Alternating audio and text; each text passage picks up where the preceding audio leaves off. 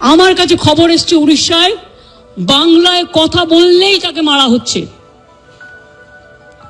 মহারাষ্ট্রেও হয়েছে, উত্তরপ্রদেশেও হয়েছে, বিহারেও হয়েছে। আমি শুধু একটা কথা বলবো, আপনারা আমাদের পরিযায়ী শ্রমিকদের উপর বাংলায় কথা বলছি বলে অত্যাচার করছেন, আমরা কিন্তু করব না। এটাই আপনাদের সাথে আমাদের তফাৎ। আমার এখানেও 1.5 কোটি বাইরের লোক আছে, কাজ করে, সব ধর্মের, সব বর্ণের, সব রাজ্যের। মনে রাখবেন, এটা কারো হাতে টাচ তুলে দেবেন না। হিংসার কোনো ওষুধ আছে? নেই। এরাই কোনো সংগঠনের নামে কাউকে কাউকে থ্রেট করে চলে আসবে, আমি তার দায়িত্ব নেবো কেন?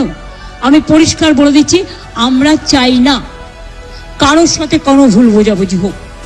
আমি তাই উড়িষ্যা গভর্নমেন্টকে, বিহার গভর্নমেন্টকে, রাজস্থান গভর্নমেন্টকে এবং আমার চিফ সেক্রেটারি আজকে চিঠি পাঠাচ্ছেন হোম সেক্রেটারিকেও।